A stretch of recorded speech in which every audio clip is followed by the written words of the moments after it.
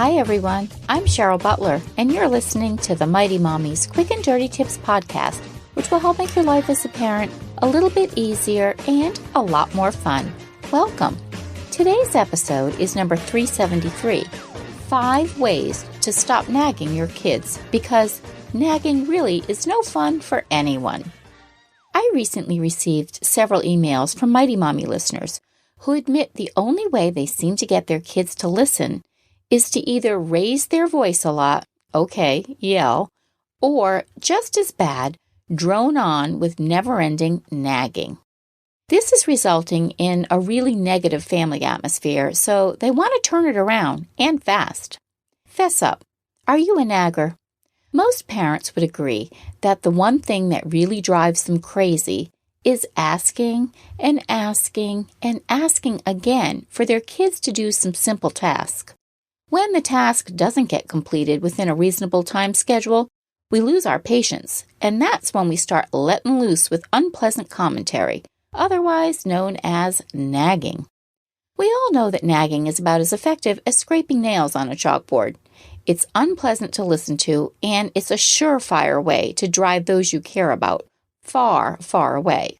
However, I recently read a really interesting article that changed my way of thinking about nagging. Carl E. Pickart, Ph.D., believes that the term nagging might feel better to parents if they called this pursuit by its proper name, supervision.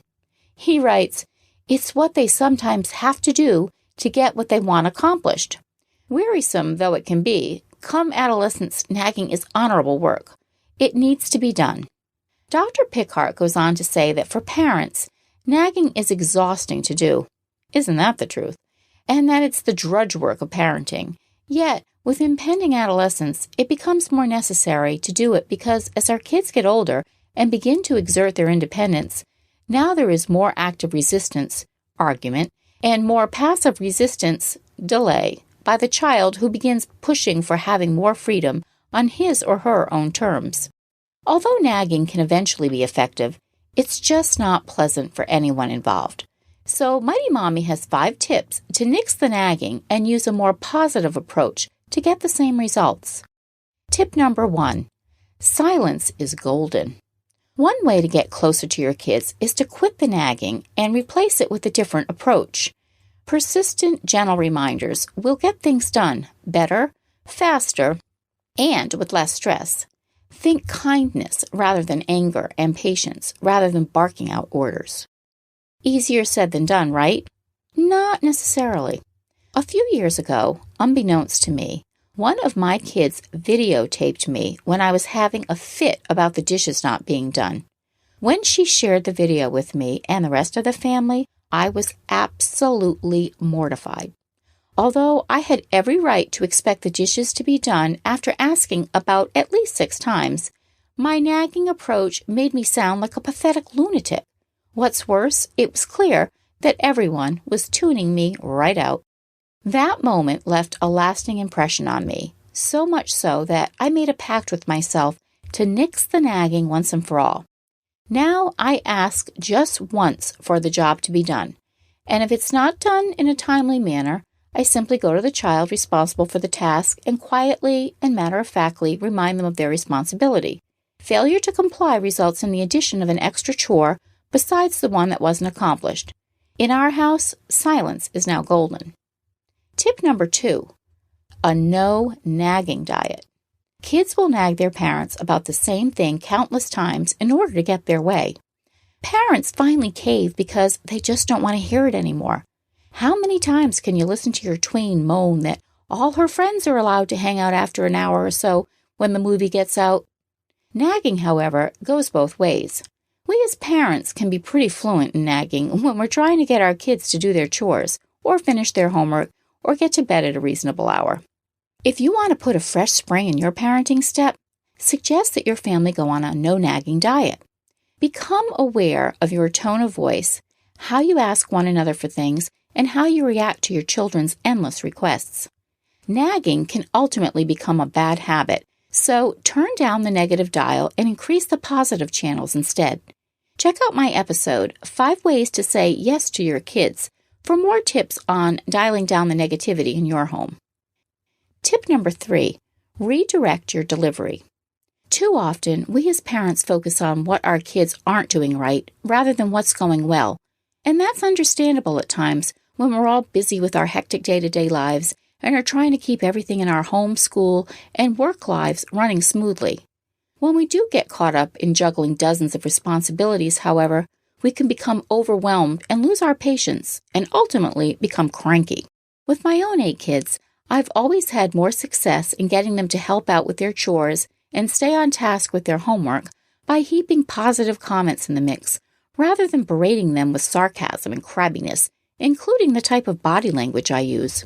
For example, I recently came home from a 12-hour day at work to find my son and a couple of his friends goofing around in our family room, while the kitchen was piled high with dirty dishes and an overflowing garbage can, which the dog was enjoying tremendously. It would have been easier to walk in, slam my pocketbook down on the kitchen island, and rigorously start loading the dishwasher myself to get his attention, while prattling on about how tired I was from my long day at work, and question how he could forget to take care of his own responsibilities and leave them for someone else. Instead, I greeted the boys in a pleasant tone. I didn't go overboard, though, with niceties. And then I reminded him it was time to get busy with homework, etc., and he'd see his friends tomorrow at school. I then left to get out of my work clothes and to give him a little space to see his friends off.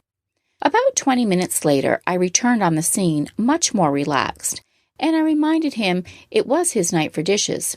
As I heated up some tea, I told him it was great to see him having a good time with his friends, and maybe they could have stayed longer if he attended to his chores. Message was received, and he got right to the dishes, and he even unloaded the dishwasher later that night, so his sister wouldn't have to do it in the morning. Tip number 4, don't text and nag. That important slogan, don't text and drive, is one we remind our kids and ourselves over and over and over again because of how dangerous it can be.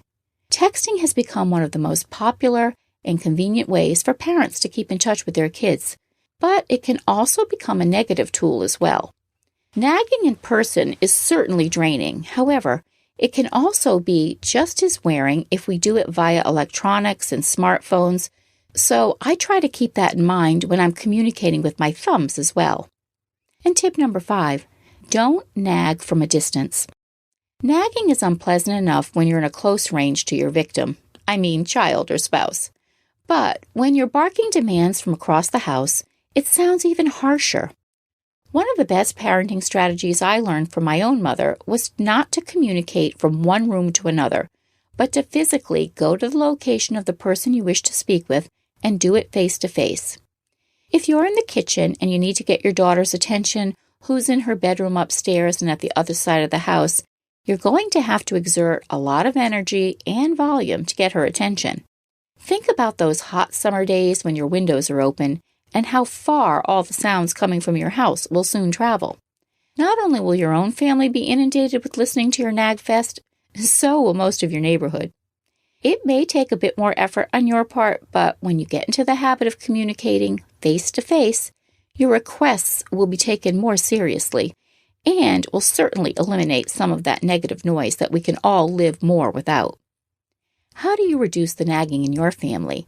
Share your thoughts in the comments section at quickanddirtytips.com/mighty-mommy or post your ideas on the Mighty Mommy Facebook page. You can also email me at mommy@quickanddirtytips.com.